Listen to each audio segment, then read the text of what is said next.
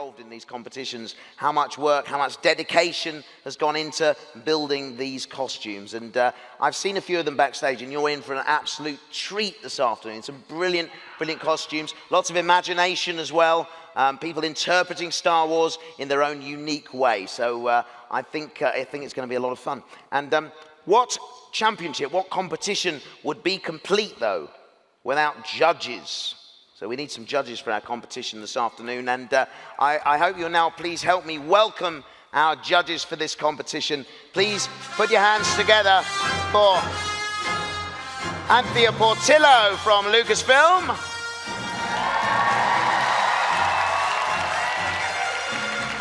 Next, also from Lucasfilm, we have Brian Martin. And lastly, no stranger to costume and cosplay competitions, as well as the world of fashion, please welcome the talented Ashley Eckstein.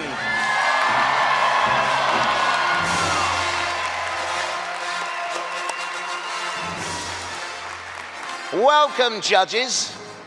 Nice to see you all. Good to see you too. So Anthea, firstly, tell us, what do you do at Lucasfilm? We love Ashley too. So Athena, tell us what you do at Lucasfilm. I'm an executive producer at Lucasfilm, and I just celebrated my 10 years working at Lucasfilm Animation with Dave Filoni on Rebels and Clone Wars. Wow, fantastic. Warwick, Yes. can I just say, though, Athena's very humble. I've had the honor and pleasure of working with Athena, and this woman behind the scenes is making it all happen. She is the producer for Clone Wars and Rebels and Lucasfilm Animation, and without Athena, these shows would not happen. So, little girls, you want somebody to look up to? This is who you should look up to. God. Thank you so much, Ashley. Thank you, I appreciate that. So Athena, what are you going to be looking for in today's competition in particular? Best likeness. I want to feel like the actual character from the TV and film is coming on stage right in front of me. Okay, all right. Well, let's hope they can deliver that for you this afternoon. Thanks very much, Athena. Thank you. Now, Brian, welcome. Thank you you. also work at Lucasfilm. What do you do? I do. I guess what I do is I do product development for high-end prop replicas, costumes, things of that nature. So I guess I get to see a lot of props and stuff. Wow, so you know all about this sort of costume and prop replicas? I have a very good idea, yes. Right, so you're going to notice if something's not quite accurate out here this afternoon. I think I have a pretty good eye for that. Okay. Oh, it's going to be a tough judge, this one. And I have a resubmit button. I see. Oh, right, and finally, Ashley, welcome. It's great to see you back here. Now, this is not your first time judging a cosplay championship, is it? No, it's not my first time. This is one of my favorite events. So whenever they ask me back, I'm honored to be here, and I can't wait to see the amazing costumes. Absolutely. Well, it's great to have you here. And of course, what's new for you at the moment? Of course, we love your clothing line that you have. I mean, it's fantastic, isn't it? Who's wearing an Ashley this afternoon? Anyone? Oh, thank you so much. My favorite piece, and you gave me one years ago, is the Wicket kind of bag. The crocheted bag. Yes, you wear her universe well. Thank you very much. But I'm pleased to tell you that at least in 2018, we will be coming out with our universe, some fashion for men. So it's about time. Yes, it's about time. Will you be one of our models, Warwick? Oh, indeed I will. Yes, absolutely.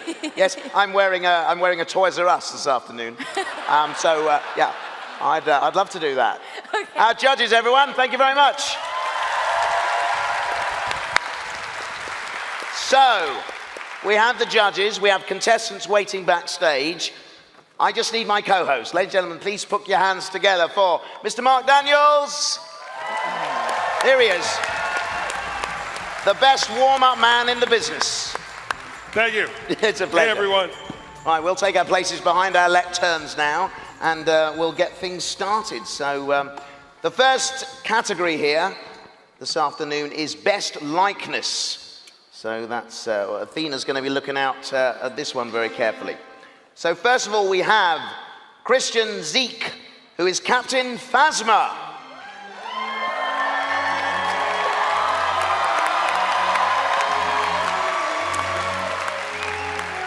Now, Kristen was drawn to this costume by the height of the character and the unique look of a stormtrooper in chrome, armor and cape. The blaster is a 3D printed model with working lights. The armor is made of black ABS plastic, which was glossed and polished to a mirror shine, then airbrushed with chrome paint. The abdomen plate is completely rigid and prevents her from sitting down. Please send help. Ladies and gentlemen, Kristen.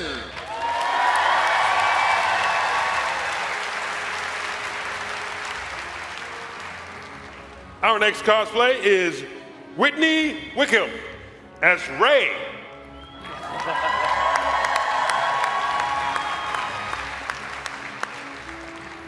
Self-constructed staff out of hardware, is balanced and weighted for combat and weighs about 8 pounds. The total costume took 500 hours to build. Whitney Wickham as Rey. Okay, next up we have Gil Guimez. He's Rebel pilot Jack Tono Hawkins from Red 6.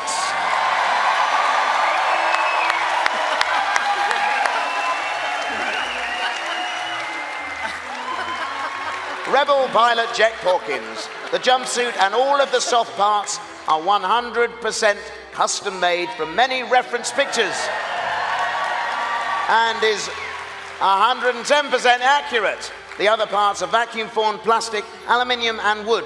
Boots are slightly modified, Chippewica 27909. The same used for Luke in Return of the Jedi. The helmet markings are accurate at the time of helmet completion. Jack Hawkins did not pull up, did not eject, could not hold it.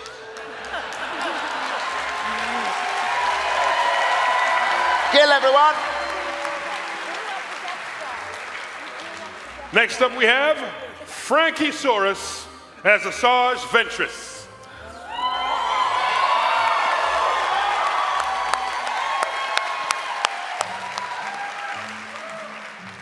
This costume took 4 months to create. The fabric used were mostly spandex, pleather, and knits.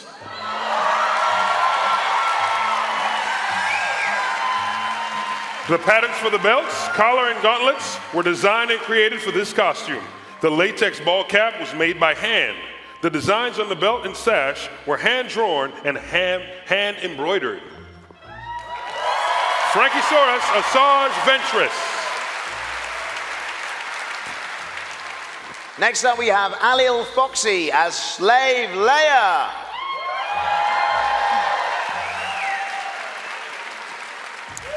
To make this cosplay, she heat-molded warbler and plastic for the metal pieces. The fabric is sewn by hand and everything is custom painted.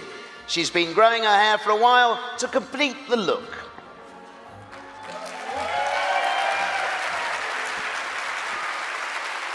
That's Alil Foxy. Next, we have Paul Mooney as Ben Kenobi.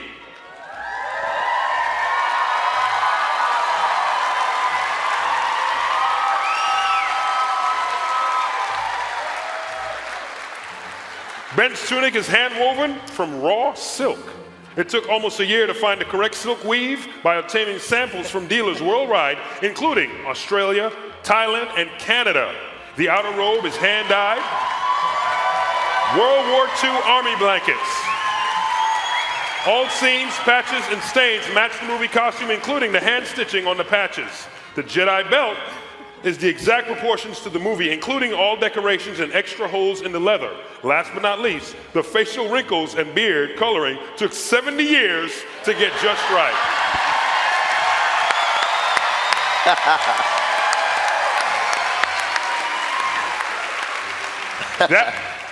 That was Paul Mooney as Ben Kenobi, and that wraps up our best likeness category. Well, actually, it doesn't, Mark.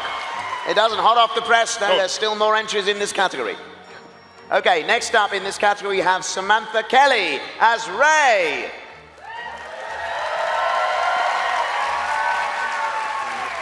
Sam is portraying Rey from The Force Awakens. This costume was created over a few months in her small dorm room here in Florida. All parts are handmade, excluding the shoes, which were ordered from Pozu. The staff includes 3D printed pieces placed on a wooden rod, wrapped leather and cotton gauze, and is painted to look worn. The majority of the costume is created from cotton fabrics, which are dyed and roughed up to form the correct look that could fit right into Jakku. Thank you, Samantha. All right, once again, we are still in the best likeness category, and we have Craig Spivey as Luke Skywalker.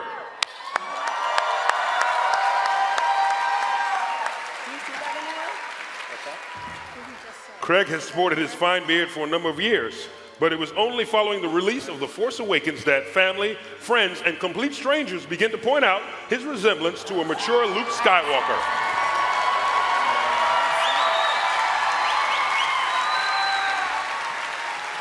So with only a few screen grabs as reference, he set about creating the costume along with the local Irish seamstress, who was more used to creating genuine priest robes. Everything, bar the boots, were built from scratch. Though the fabric for the cloak was particularly hard to source, the belt was made by a saddler and a robotic hand constructed from a rubber safety glove. Cosplaying as old Luke especially appeals to Craig, as all he has to do is stand and look vaguely sad and wistful.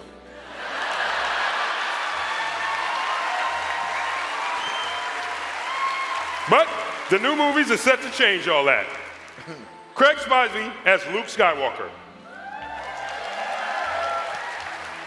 Next up is Remy Roll as Kylo Ren.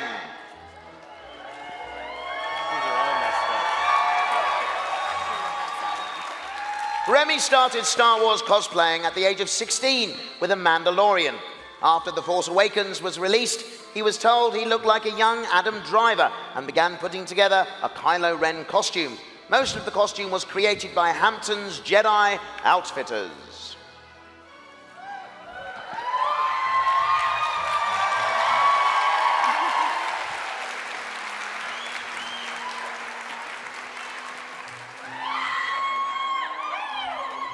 That's Remy as Kylo Ren.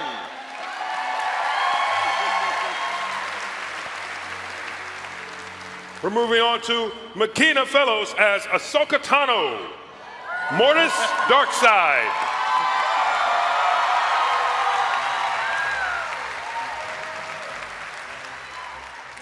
Here we have Makina Fellows wearing, oh, hey Snips, are you feeling all right? You look different.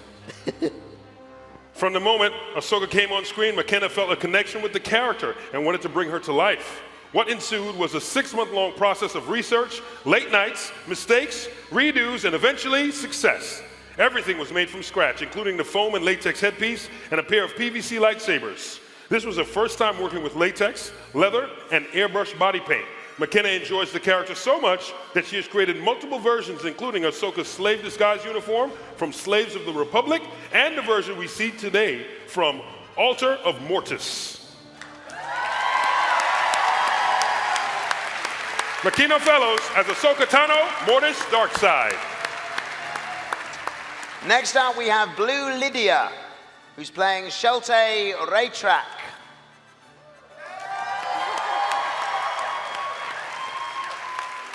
She used 2 different types of knit fabric for the dress and the cape, one on top of the other, to get it close to the original style. Every pattern piece was done twice and stitched together, and used 2 patterns and modified them to fit the style of the outfit.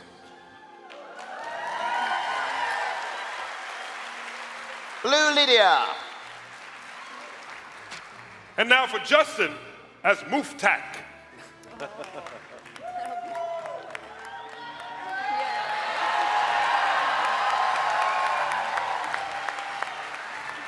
Wow. Over a year was spent on this costume sculpting details, building from the foam body and hand-painted and dyeing the fur materials, used including paper mache, a foam couch cushion, Christmas ornaments, and a bicycle helmet.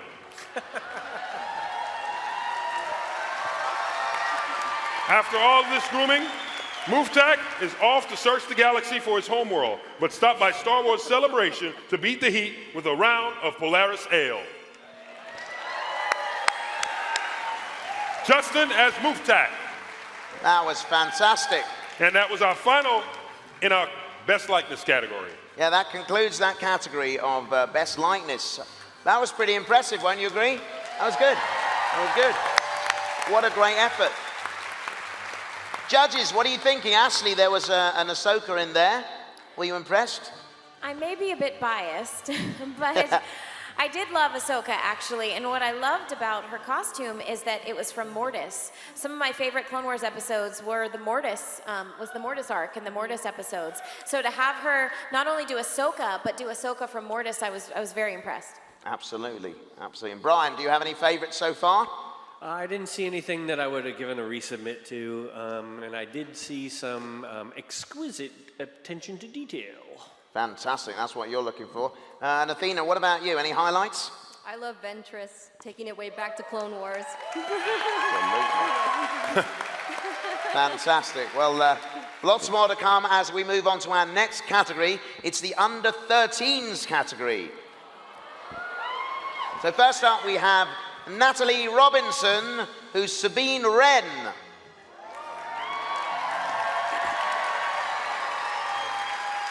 Heads up, trooper. It's everyone's favorite Mandalorian rebel, Sabine Wren.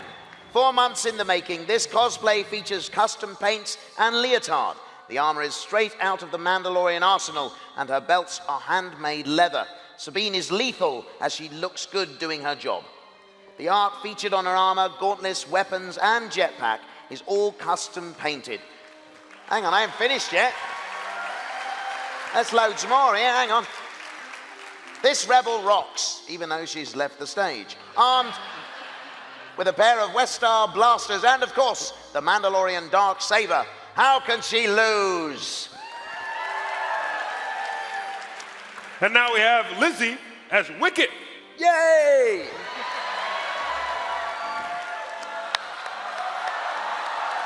Oh, hello, hello, oh, hello, hello.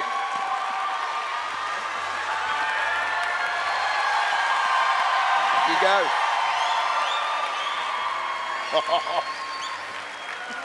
This is a children's costume designed to look similar to Wicket from Return of the Jedi. It is designed to be comfortable and weigh less than 4 kilograms. The body is made of 2 different colors of fake fur. The mask base is a street hockey helmet. The base of the face is a camping mat and foam. A mesh liner is used inside the costume with a 1 centimeter plastic plumbing tube sewn into the mesh to retain the round shape of the Ewok body parts. The fingers and toes were cut of digits of plastic Shrek gloves.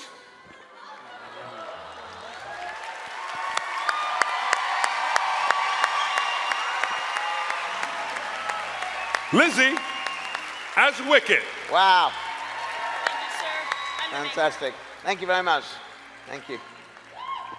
That was brilliant. That was brilliant. Next up, we have Megan Newell, who is Darth Maul.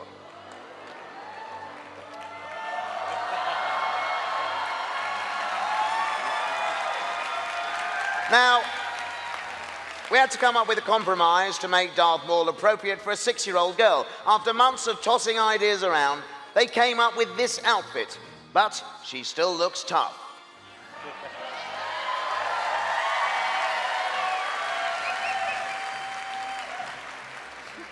Wow.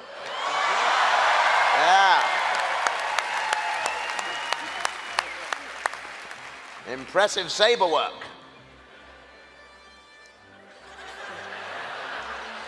Now you need to backflip across the stage.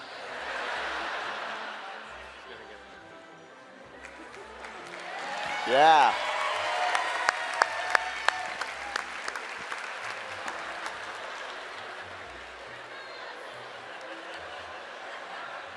Megan, have you been in a marching band?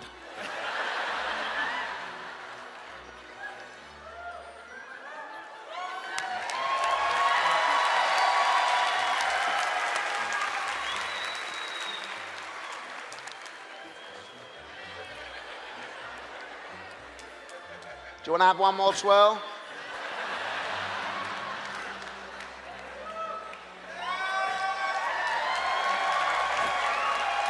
You know, Warwick, she's doing exactly what she was told to do. We didn't tell her how long to stay on the X's. Oh!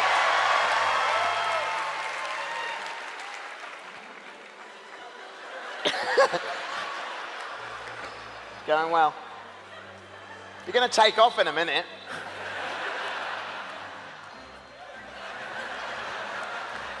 Thank you very much, Megan Newell.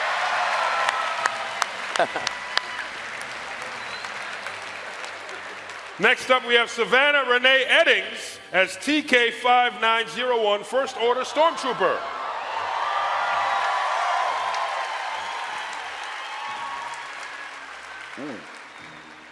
TK591 is a complete Stormtrooper armor set created from Battle Buddy toys. It took 4 weeks to build and fit. Her helmet is repurposed coin bank with lenses created from repurposed sunglasses.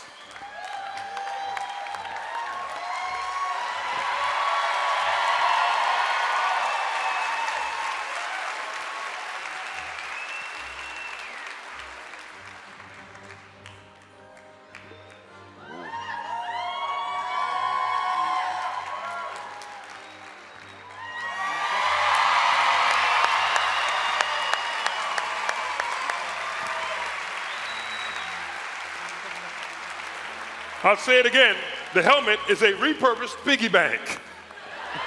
Savannah Renee Eddings as TK5901. Brilliant.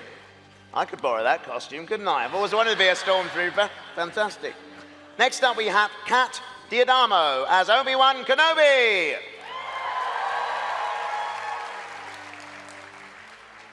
This costume portrays Sabine Wren and is invisible. This costume portrays Sabine Wren, the young female Mandalorian from Star Wars Rebels, in her second season attire. It took about 120 hours to complete. The spandex shirt and pants were hand-sewn, while the wig was carefully bleached, dyed, and styled. Kat made the helmet out of a newspaper board and spackle.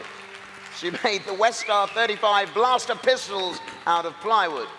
The Warbler armor was the hardest part to construct, comprised of 19 separate parts, taking over 45 hours to make, and each piece was painstakingly painted to replicate the artistic character's armor. That's Kat as Obi-Wan Kenobi. No, it isn't.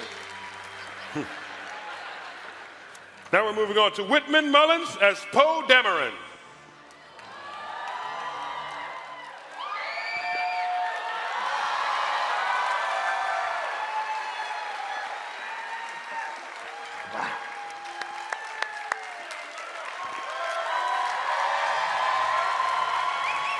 All the family pitched in to build this flight suit. Many hours were spent. They used yards of duct tape and many cans of spray paint.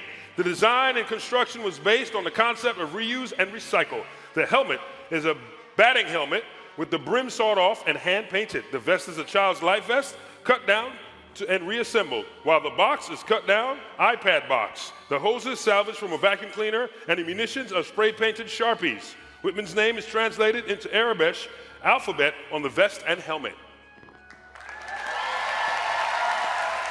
Whitman Mullins as Poe Dameron.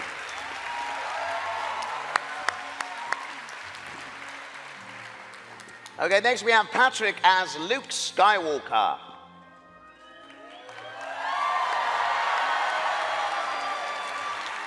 Materials were gathered from a large variety of sources from around the globe, including the UK, China, and the US. Several items were repurposed and reconstructed to make the costume and a suitable pack to carry Yoda. The reason he chose this costume was because he liked Yoda and Luke's characters, but would have liked to have dressed as Yoda. However, that's a bit difficult at 5'8".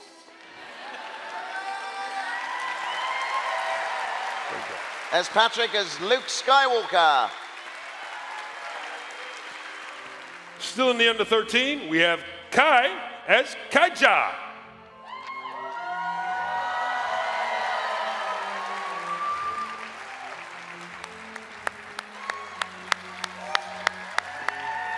From the forest moon of Endor comes Kaija the Ewok. He is a natural-born hunter. He loves to collect various trophies and will defend his home at any cost. Kai, who is playing Kaija, enjoys scootering, reading, math, and cosplay in his free time. Even though Kai is only 10, he loves to help, make, and dress up in various costumes. Kai is also helping his dad construct his costumes, and someday will build his own from scratch. This costume was constructed from fake fur, clay, various types of plastic, leather, and polyfoam.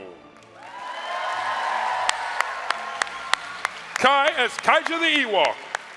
And that wraps up our under 13 category. Wow. It's amazing. I mean, judges, just as you think you've seen the best costume of the cosplay competition so far, someone else walks out. I mean, I don't envy your choice now. How do you feel about it? I'm totally torn between the Ewoks and the Sabines. Those were amazing. What did you think of Wicket, Warwick? Oh, it was terrific. I mean, everything was perfect about that costume. The performance, everything was fantastic. Thought so too. I mean, and these younger cosplayers, I mean, they get right into the spirit of all of this, and I mean, it's quite daunting standing here looking out at you guys as well, and they come out here and they give the performances they do, and it's fantastic. Yeah, we're having a great time so far. So I think we should move on to our next category. This is the Legends of the Old Republic category here, our third category. So first of all, we have Anna Sawyer.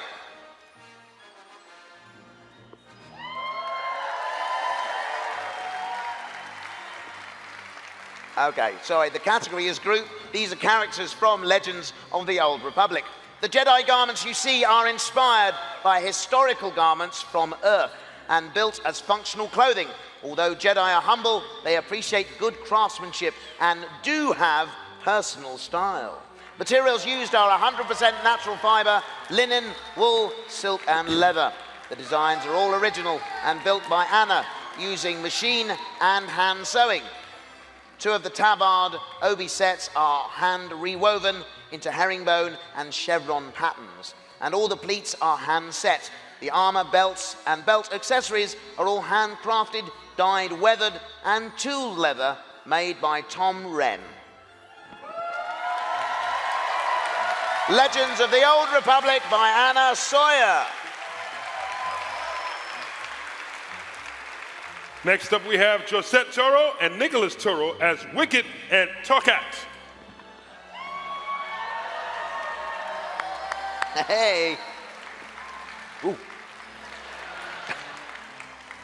Our Ewok costumes were made in pieces over a course of several months. The mask consists of simple masquerade masks, clay, costume army helmet, fake fur fabric, and a ton of hot glue. The eyes of the mask are made from clear buttons of the little plastic containers you receive when you buy a toy from a machine in front of the grocery store. The original hands fell apart, and our current hands you see are made from rubber Yoda hands, painted and altered. Our suits are made of fake fur and sewn together.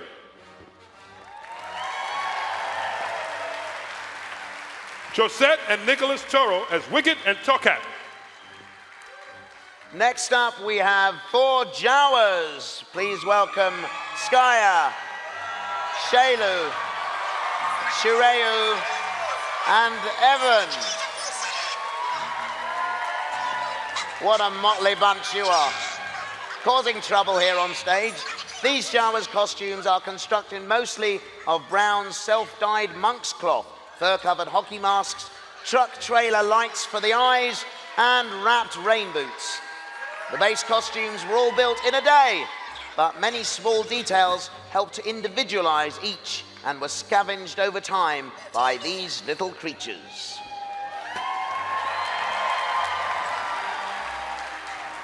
O2D indeed. Oh, hang on. They're stealing from the judges over there.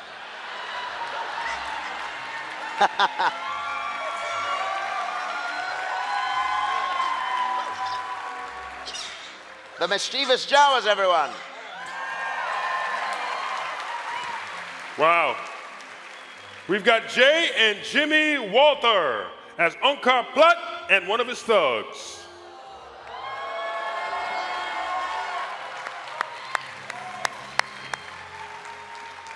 This costume is a team build done by a father and son. They work together and learn new skills throughout the process. These skills included sculpting, mold making, and latex casting, and creating armor from foam. The costume is 100% made from scratch. This project took almost 75 hours for them to complete, and they hope you enjoy it as much as they do.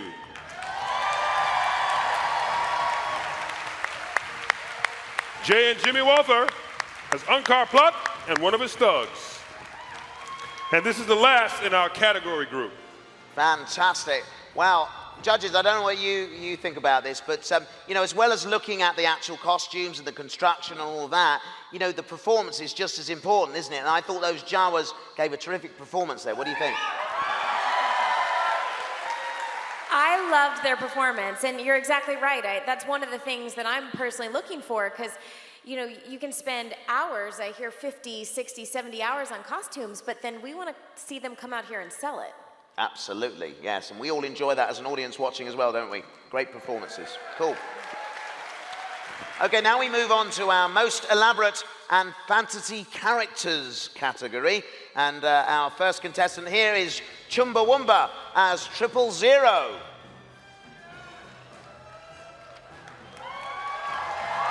Wow.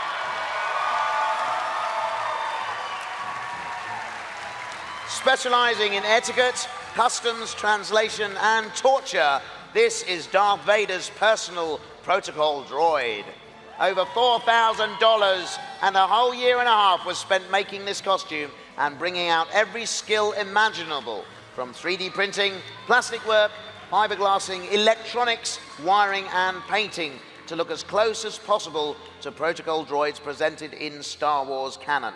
With restricted and limited movement, vision, and balance, even being completely bolted inside this costume gives claustrophobia a whole new meaning. Hours were also spent watching Star Wars, researching movements, quirks, quotes, and sayings to perfect the overall image of a true protocol droid.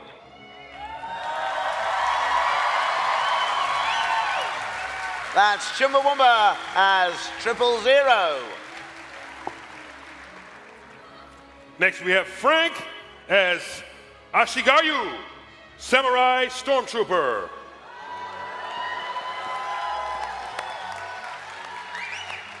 Ow.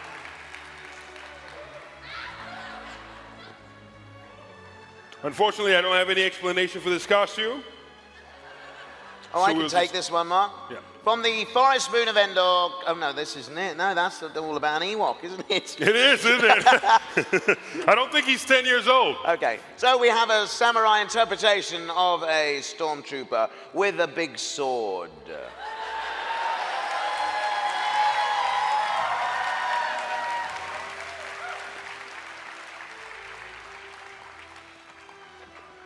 He's also wearing boots.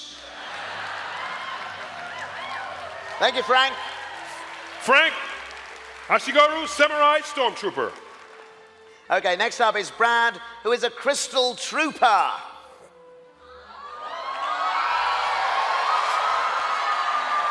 Wow. That's a lot of bling. The Crystal Stormtrooper started as a standard Stormtrooper kit put together by Brad to be worn for his wedding ceremony. He then joined the 501st Legion and trooped in it for over 10 years. It was then retired due to wear and tear. After many negotiations, it was given to his wife, Charlotte, who had a very creative idea for the armor. 51,000 hand-applied crystals, 43 bottles of super glue, and 7.5 months later, the Crystal TK was unveiled. The clear E11 blaster he is carrying is one of a kind, custom-made blaster made by Christopher Zook of Procon 3D Print. Several different colors and sizes of crystals were used to replicate the details of the original armor. Tweezers had to be used for many of the smaller gems used for the details. In direct, strong light, it may not be advisable to look directly at the Crystal Trooper without eye protection.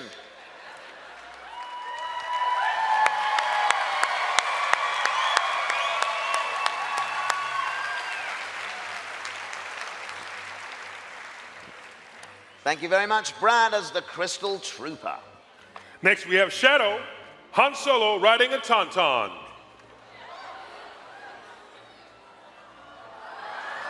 Whoa!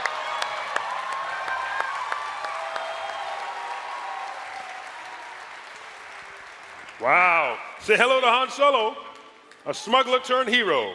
The beast he rides is a Tauntaun, a snow lizard tamed by the rebels on Hoth.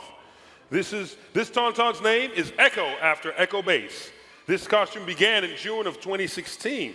The body is made mostly of spray pump foam, while the head is made of paper mache. Fake fur covers the majority of the body. The claws on the feet and hands are made of baking clay. The electro binoculars were converted from a Ridicus sub assault game.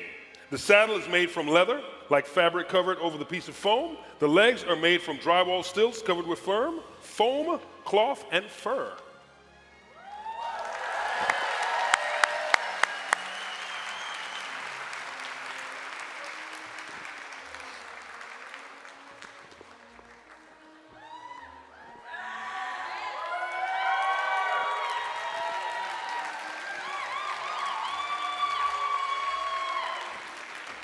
Once again, Shadow as Han Solo riding Echo, his Tauntaun.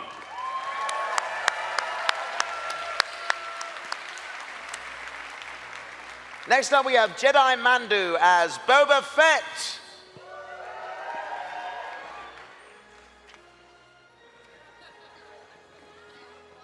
Potentially. Okay, we're going to move on to the next. Nope. No, hang on. Next, if we move on, do we have Danny Boy? Danny Boy? No? Oh, Danny Boy. Danny Boy, Danny Boy. All right, we have Danny Boy Yes. as Malagith Diajot. Wow. Malagith Diajot is following in Boba Fett's footsteps to have the most dirty, dinged up armor in Mandalorian history. Determined not to be outgunned by some heroic marvel or machine of war, this Mandalorian brings a shoulder blaster cannon to all the best parties. This costume has been modified year after year with well over 100 hours of work. Centaura vinyl, nuts, bolts, and over 20 batteries make up this Mandalorian warrior's costume.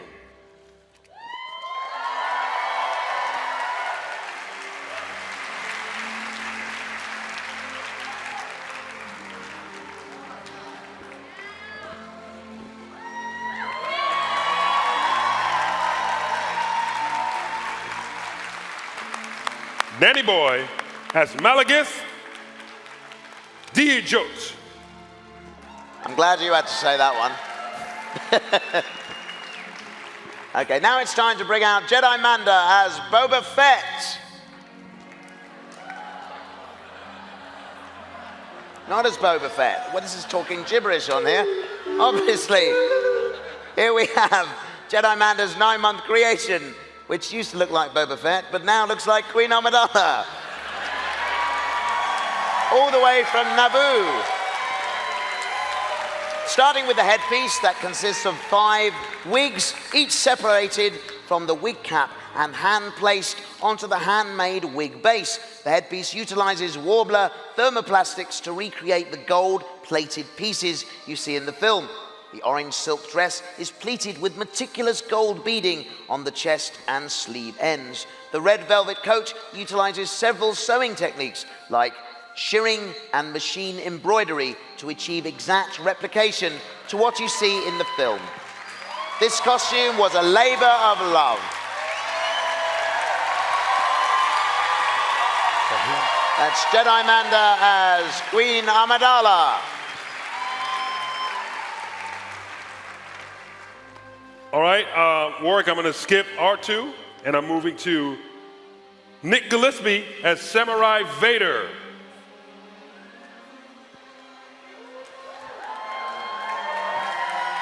Ooh.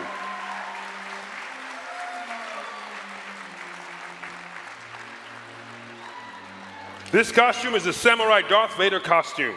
The design of the costume is based on the Bandai Taiso Samurai Vader and George Lucas's original idea for Darth Vader. I began to work on this costume in October 2016. The costume is 100% made. The majority is made of leather with a little Eva foam and warbler. The lightsaber is based on a katana design. I used acrylic to build the blade. The red lighting is EL wire. The hilt is a wooden dowel containing the controls and battery for my EL wire with a leather wrap.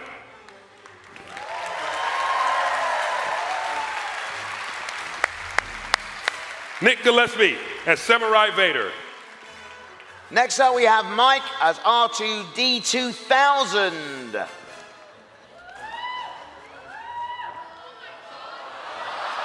Whoa.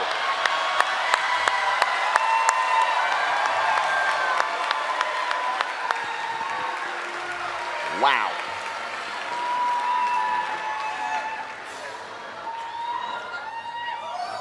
You guys can't hear this, but the Star Wars theme is playing from within. It's incredible. Now, it took Mike about 6 months to make, and it's made out of Eva foam.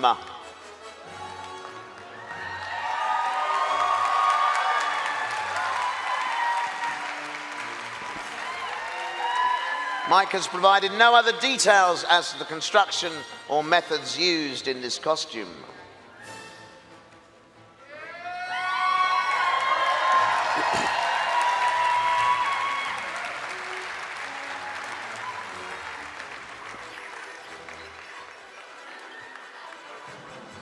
Let's hear it for Mike.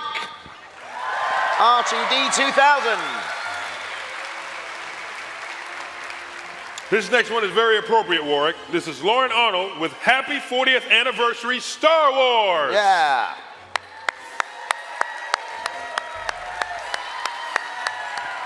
Wow. 40 years of thrilling galactic adventures deserve to be recognized and celebrated. Since age 13, I have been creating my own costumes. I created this dress with a hoop skirt made and resized to resemble the shape of a birthday cake. The color themes of the Sith and Jedi were used to split the dress in half to represent the dark side and the light. From the heated sands of Tatooine to the battling skies of the Empire, the dress was hand-painted, including the iconic characters of the Star Wars franchise, brought to life by adding Disney's Tsum Tsum stuffed characters, and of course, let's not forget the iconic opening crawl from Episode 4, A New Hope, painted to perfection on the bodice. In total, this dress has taken me a week and a half to bring to life. Lauren Arnold, happy 40th anniversary, Star Wars. Next up, we have Taras Harkavi as Minok.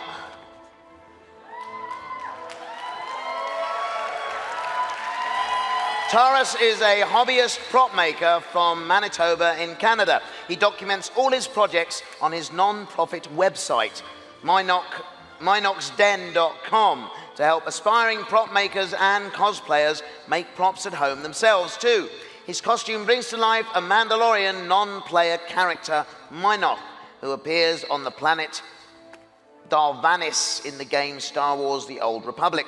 Taras modeled the armor in 3D and created most armor masters using 3D printing. The final version of the armor we see before us today was hand cast from resin from start to finish. The project took almost 3 years to complete. Thank you, Taras. And in our final contestant, we have the most elaborate and fantasy characters as Mike, Paul, and Dave, Phase 3 Dark Trooper.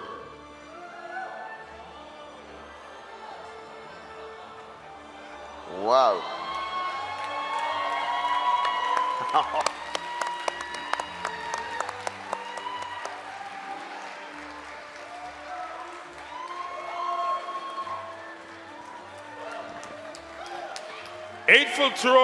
8-foot tall droid battle suit from the original Dark Forces video game from 1995.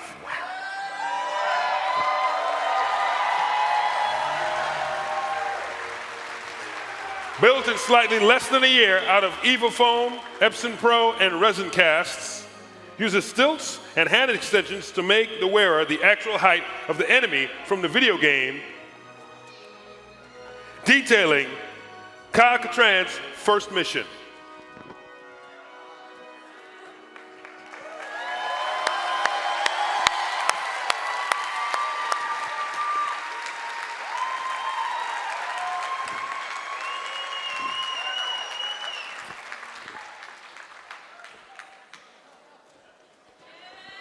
Once again, Mike, Paul, and Dave, Phase 3 Dark Trooper from the original Dark Forces video game.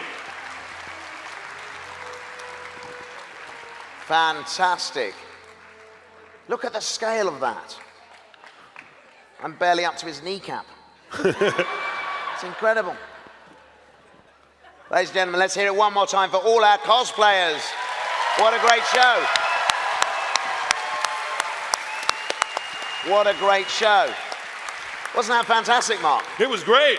So many costumes, they look fantastic. I mean, and they just seemed to get better and better as we went through the competition. I mean, you thought you'd seen the best, and then there was something else. Let's go to our judges. I mean, you have the unenviable task now of deciding who's going to win this competition this afternoon. How do you feel about that?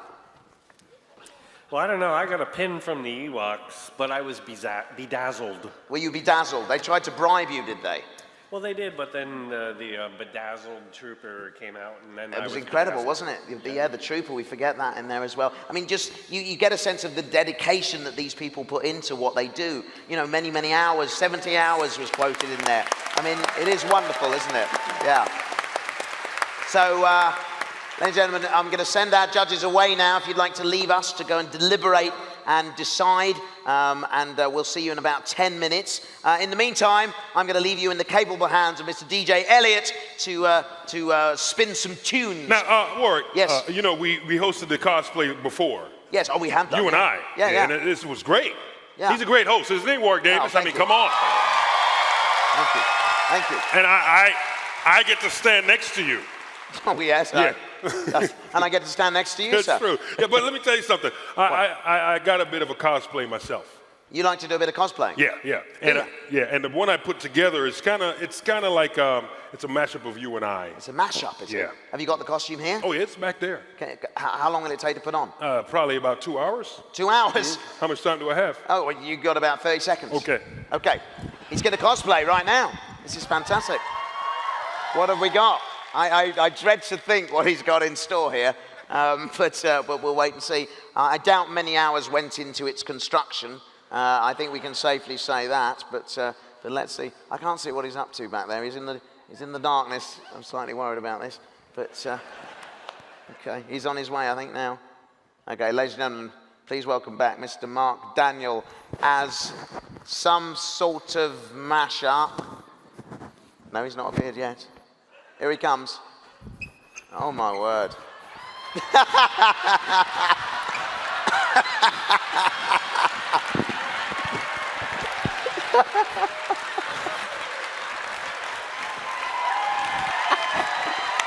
Well, I don't know what to say. For a change, I'm speechless, Mark. I'm speechless. It's... What is that? So And I like the performance. You're kind of the Ewoks unsteady underneath you. yeah. Because Basically. you know the whole show you carried me, so I figured, hey, Ah. there it is. I see what you did there. You see? That's fantastic. I wouldn't touch this. This is literally made of toilet paper. Is it? Yes. But look at that. It's so ridiculous, but yet so funny. And